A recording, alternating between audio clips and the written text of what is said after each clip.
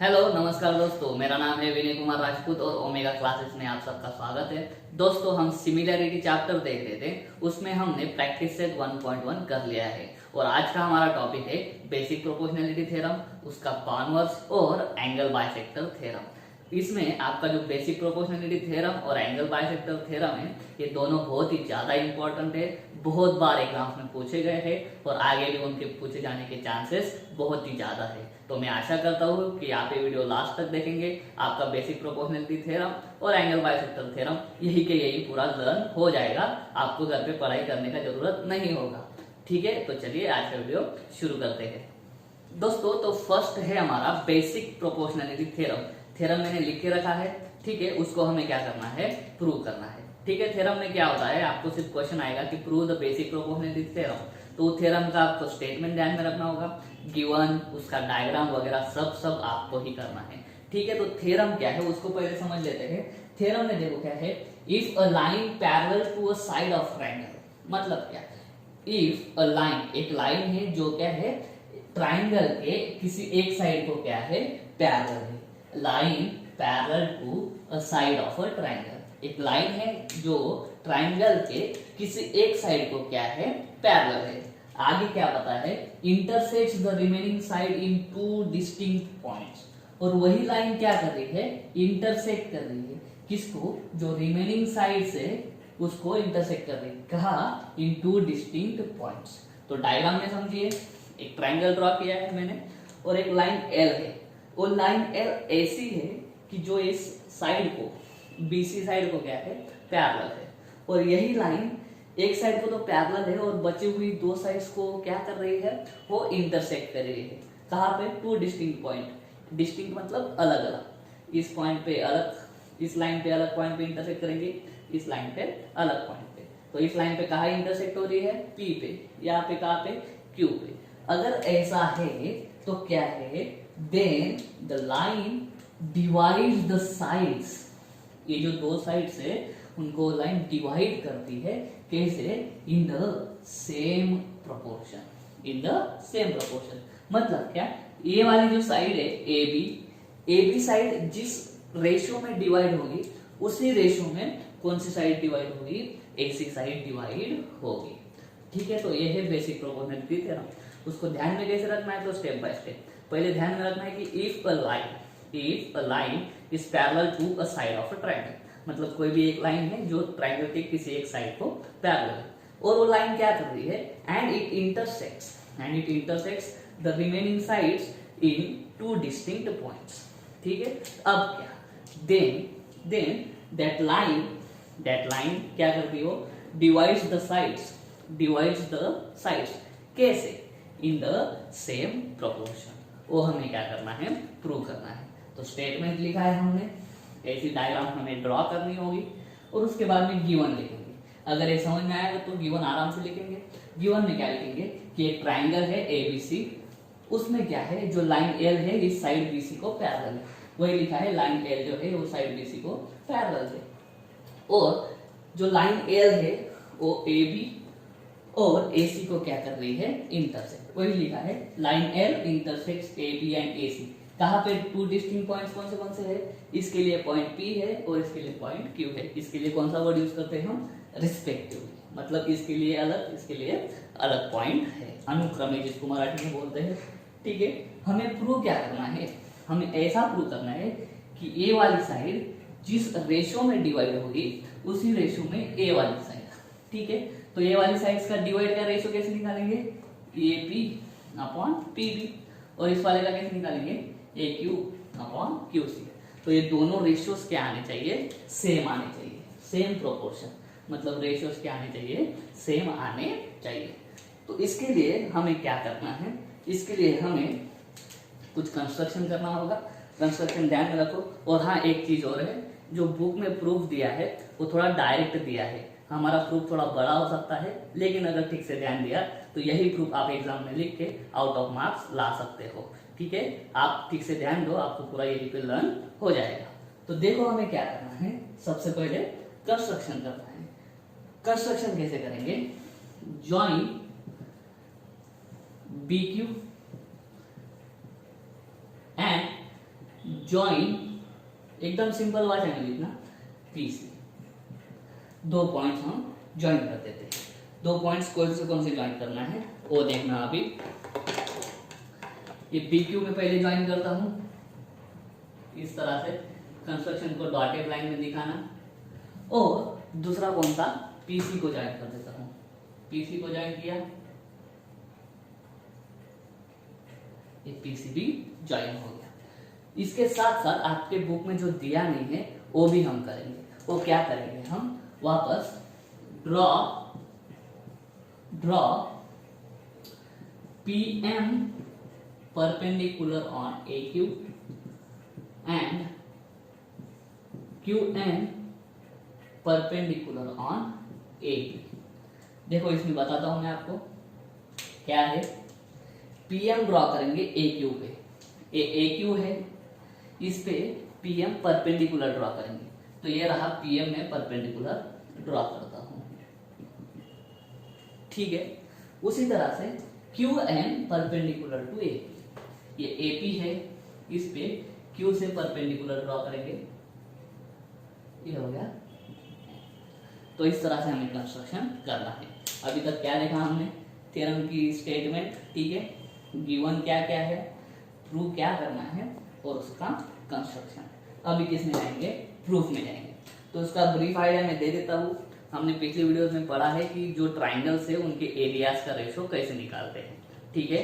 किसी 2 ट्राइंगल्स का एरिया का रेशो अगर निकालना है तो रेशो क्या होता है, it is equal to the ratio of products of bases and heights of respective triangles और करस्पॉन्डिंग ट्राइंगल्स। तो इसमें भी हमें वही कंसेप्ट यूज करना है, ठीक है। तो ब्रीफ आइडिया समझ लो कि क्या है। हम क्या करेंगे, सबसे पहले एक ट्राइंगल लेंगे जिसका नाम है APQ, फिर से कौन सा, APQ, और दूसरा लेंगे BPQ, कौन सा वाला, दूसरा BPQ। ये 2 ट्राइंगल्स के एरियाज का रेशो निकालेंगे, ठीक है। ये हो गया हमारा फर्स्ट स्टेप। उसके बाद में फिर से हम क्या करेंगे, APQ, सेम ट्राइंगल लेंगे, उसका एरिया का, और दूसरा कौन सा ट्राइंगल लेंगे, अभी दूसरा लेंगे CPQ, ओ वाला ट्राइंगल लेंगे। उन 2 ट्राइंगल्स के एरियाज का रेशो निकालेंगे, ठीक है। फिर उसके बाद में हम क्या करेंगे, हम ऐसे दिखा सकेंगे कि वो दोनों रेशियोज क्या है, इक्वल है, ठीक है। तो इसमें हमें स्टेप बाय स्टेप जाना है। तो स्टेप बाय स्टेप कैसे जाएंगे, पहले APQ और कौन सा, BPQ लेंगे, ठीक है। इन ट्राइंगल APQ, चलो APQ, अभी इसमें क्या ढूंढना है, बेस ढूंढना है। बेस क्या है, देखो APQ में बेस क्या है, ये वाला AP क्या है, बेस। अभी AP बेस क्यों है, क्योंकि उस पे हमने क्या ड्रॉ करी है, हाइट ड्रॉ करी है, ठीक है। तो बेस AP आ जाएगा, और हाइट क्या आ जाएगी, height is equal to QN, ठीक है। उसी तरह से इन ट्राइंगल, ये APQ हो गया, अभी है BPQ। अभी क्या है, BPQ, बेस कौन सा आएगा, ठीक है। तो अभी BPQ जो है ना, उसको ठीक से देखो। ये जो BPQ है, इसको देख के समझ रहा है आपको कि ये जो एंगल है, ये जो एंगल P है, ये एंगल P कौन सा एंगल है, ऑब्ट्यूस एंगल है। कौन सा एंगल है, ऑब्ट्यूस। तो मैं इसी को नीचे अलग से ड्रॉ करता हूँ, आप ठीक से देखना, इस तरह से मैं उसको ड्रॉ करता हूँ। एंगल P है, ठीक है। और जो मैं अभी परपेंडिकुलर ड्रॉ करना चाहूंगा वो है, देखो ये B है, सॉरी ये P है। उसके बाद में एंगल यहाँ पे बन रहा है, P पे एंगल बन रहा है, तो P, उसके बाद में ये है B और ये है Q। इस तरह से मैं इसको कर सकता हूँ। अभी देखो ये जो BPQ है, इस ट्राइंगल को मैंने ड्रॉ कर दिया BPQ, ठीक है। अभी जब ये ऑब्ट्यूस एंगल पे हम, सॉरी ऑब्ट्यूस एंगल वाला जो ट्राइंगल है उसका हाइट कैसे निकालते हैं, तो अगर ये बेस है तो इस पे हम परपेंडिकुलर ड्रॉ करते हैं क्यू से परपेंडिकुलर ड्रॉ करेंगे और ये वाला जो परपेंडिकुलर होता है उसी को क्या हम बोलते हैं, हाइट बोलते हैं।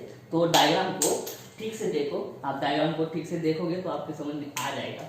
ये जो बीपी है ये क्या है, बेस है, और इस बीपी को एक्सटेंड करके इस क्यू पॉइंट से हमने एक परपेंडिकुलर ड्रॉ किया। तो बीपी को एक्सटेंड करके क्यू पॉइंट से परपेंडिकुलर ड्रॉ किया, तो वो परपेंडिकुलर ही क्या हो जाएगी, आपकी हाइट हो जाएगी। तो उस केस में भी आपका हाइट क्या आएगा, क्यू एन आएगा। तो इस बीपी क्यू ट्राइंगल के लिए हाइट कौन सा आ गया आपका, क्यू एन आ गया। तो बेस आ गया आपका बीपी और हाइट आ गया आपका वापस क्यू एन।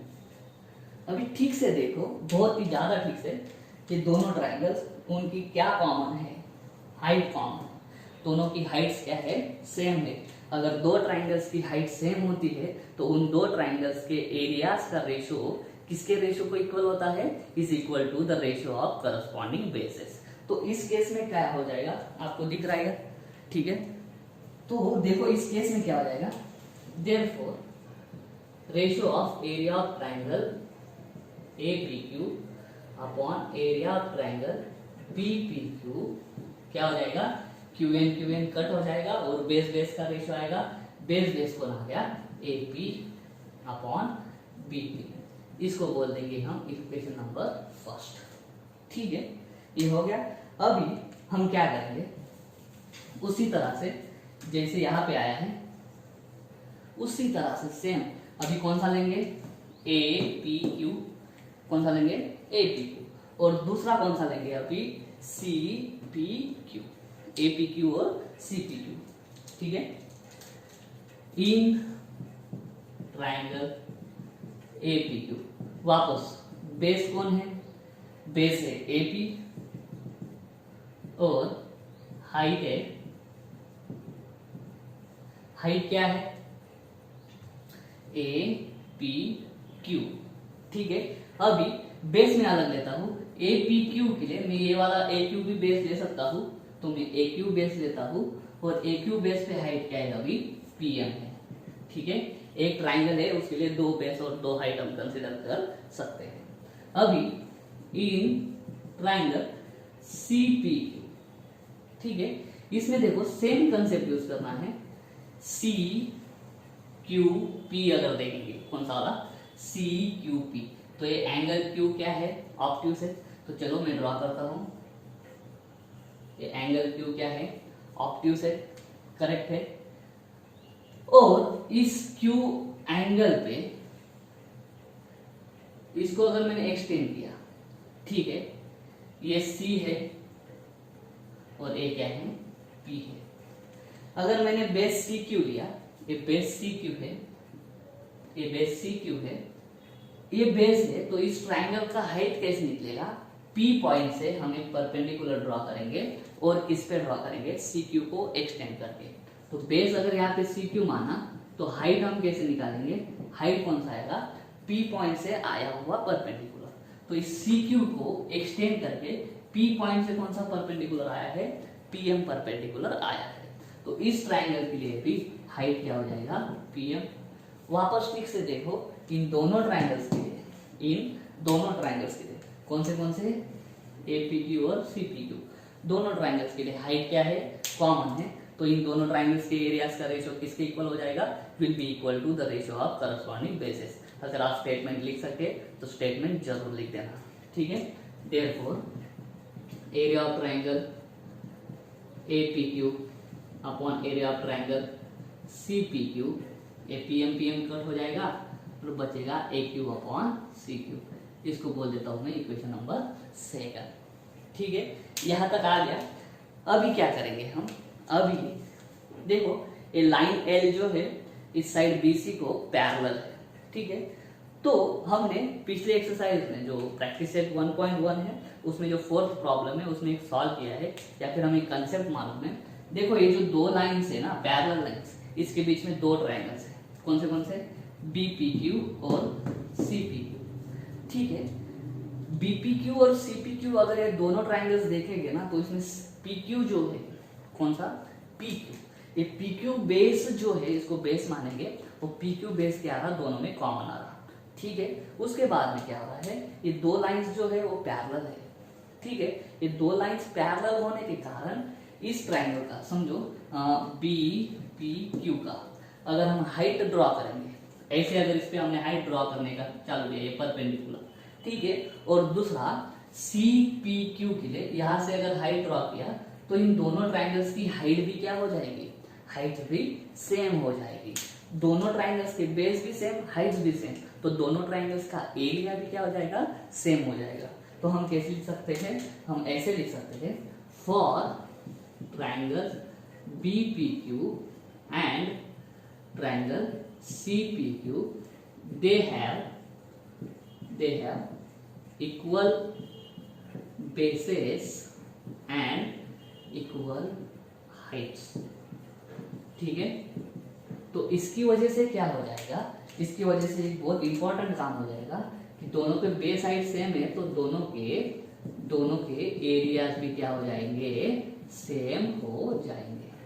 ठीक है, तो हम क्या कर सकते हैं, बीपीक्यू और सीपीक्यू दोनों एरिया सेम है, तो ये area of triangle APQ upon BPQ है, इधर एपीक्यू अपॉन सीपीक्यू है, तो एरिया ऑफ ट्रायंगल बीपीक्यू और area of triangle CPQ same है, तो ये दोनों इक्वेशंस क्या हो जाएंगे, इक्वल हो जाएंगे।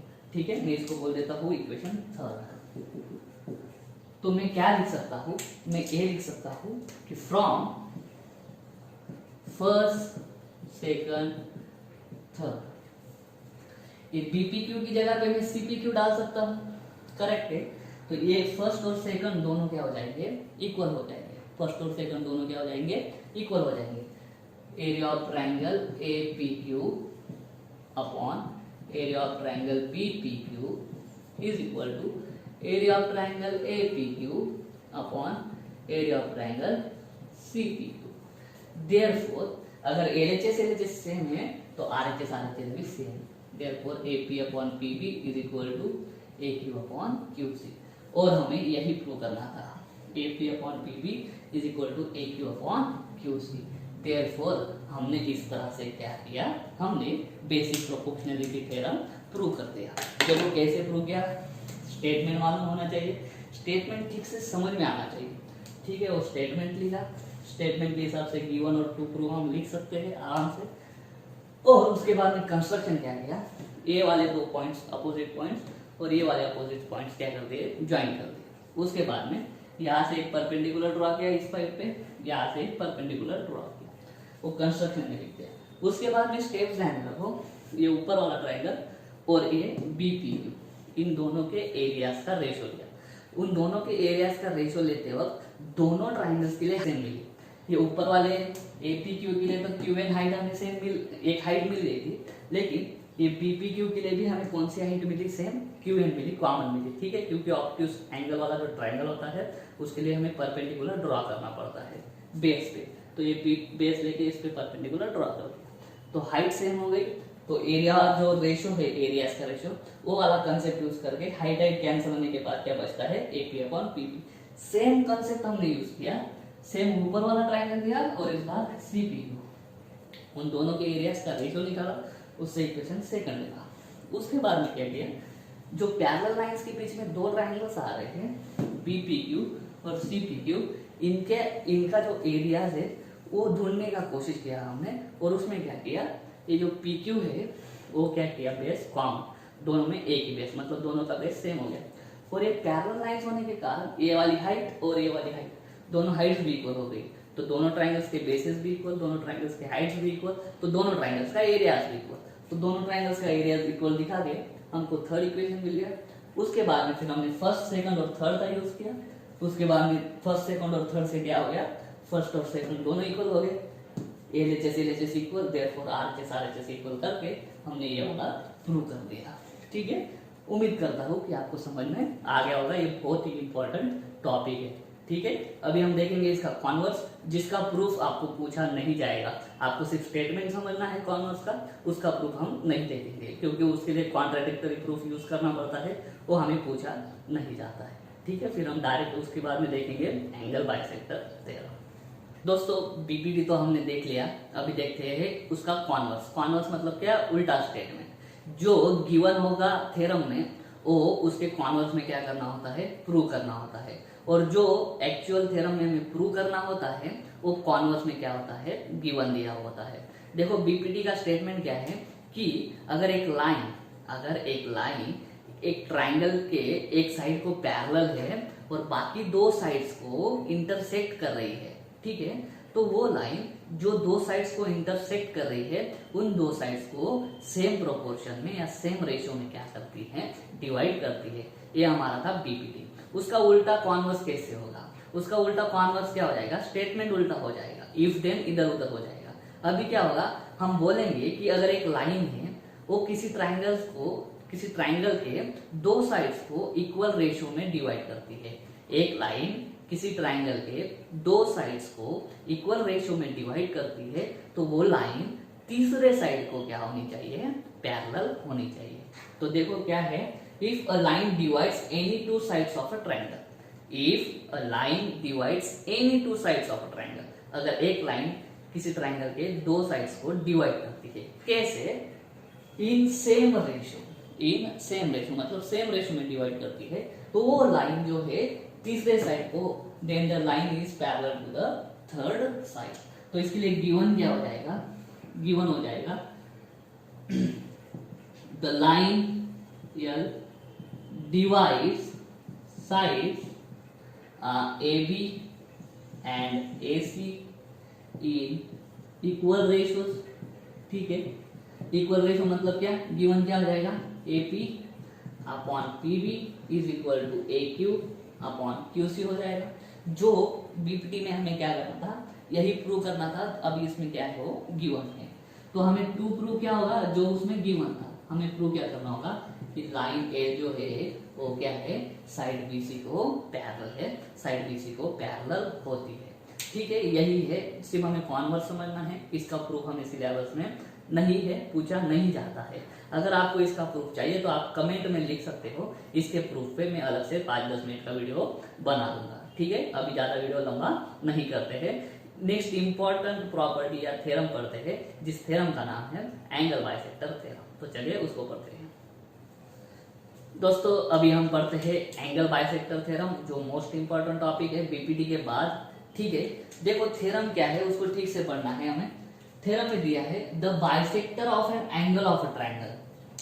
ट्राइंगल होगा, उसमें 3 एंगल होते हैं, ठीक है। उसमें से किसी भी एक एंगल का बाइसेक्टर, एंगल बाइसेक्टर मतलब एंगल के 2 समान हिस्से करने वाला, ठीक है।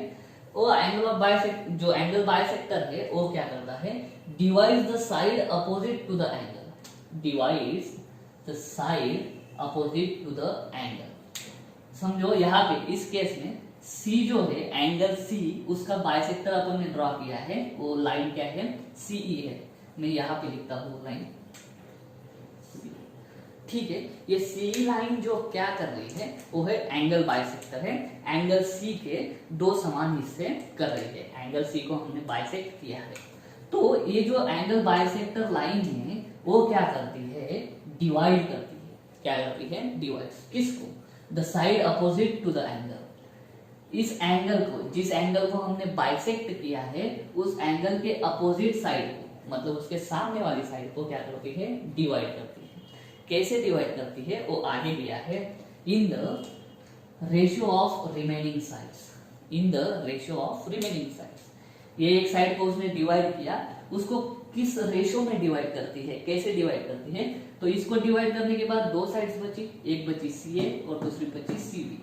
तो इसको डिवाइड कैसे करेगी, हम रिमेनिंग 2 साइड्स जो है उनका रेशियो लेंगे, मतलब CA अपॉन CB लेंगे, उस रेशियो के इक्वल डिवाइड करेंगे, मतलब क्या, AE अपॉन EB।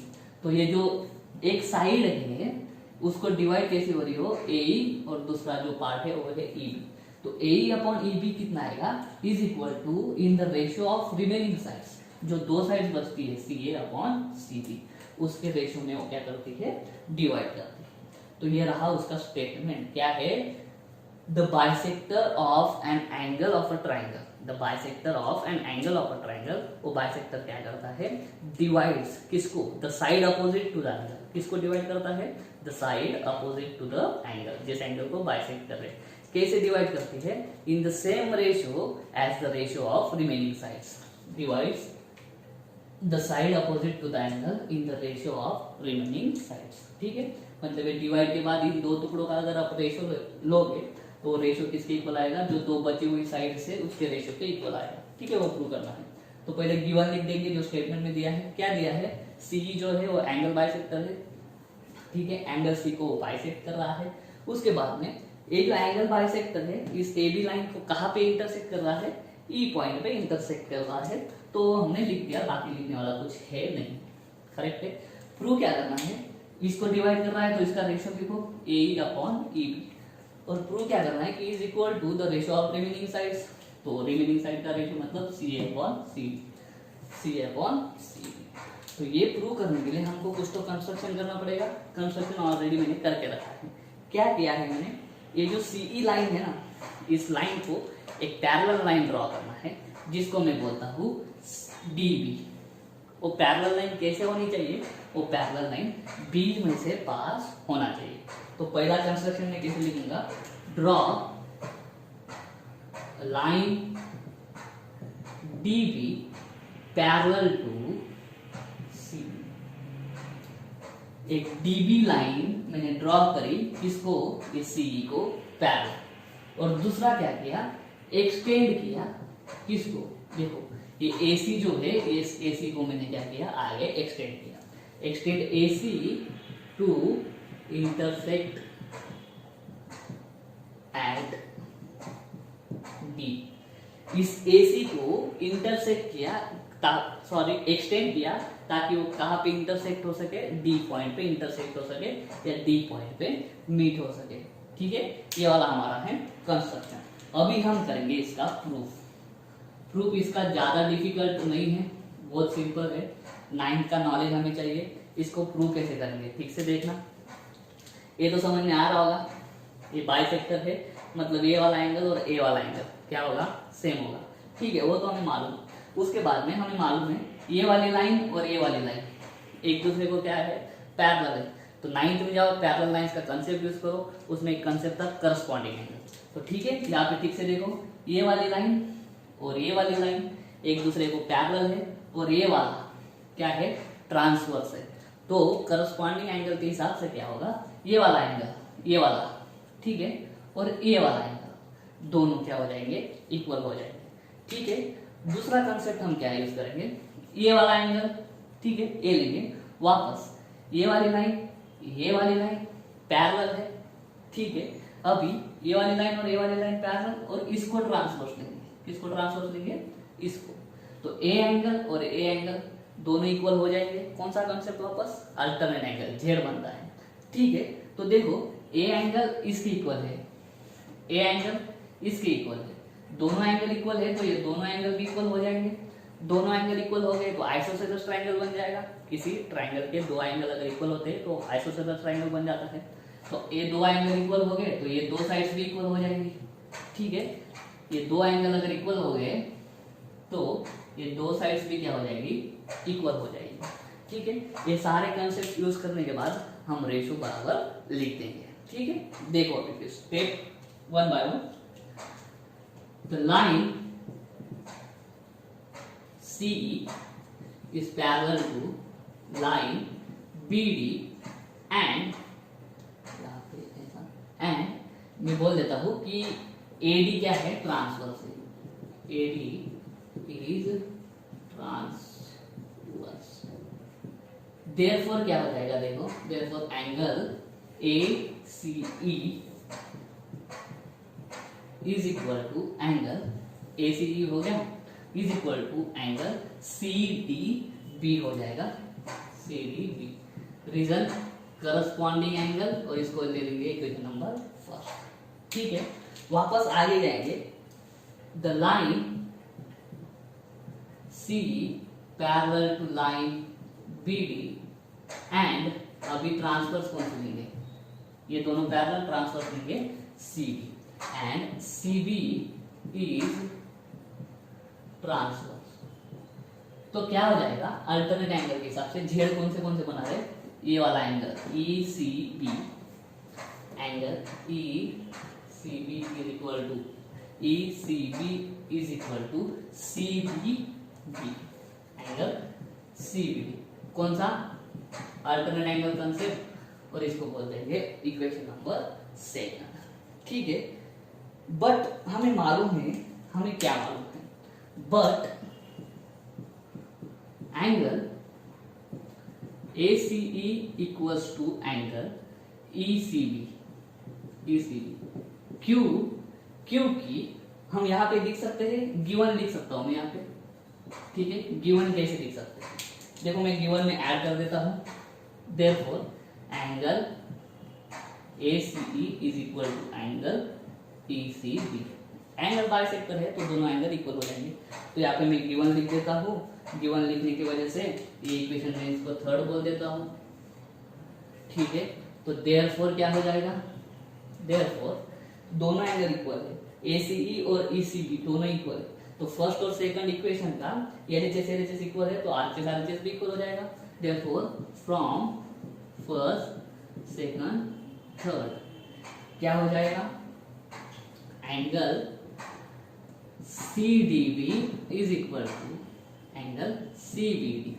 और ऐसे होने के कारण ये जो ट्रायंगल है, ये ट्रायंगल क्या हो जाएगा, आइसोसेलेस ट्रायंगल हो जाएगा।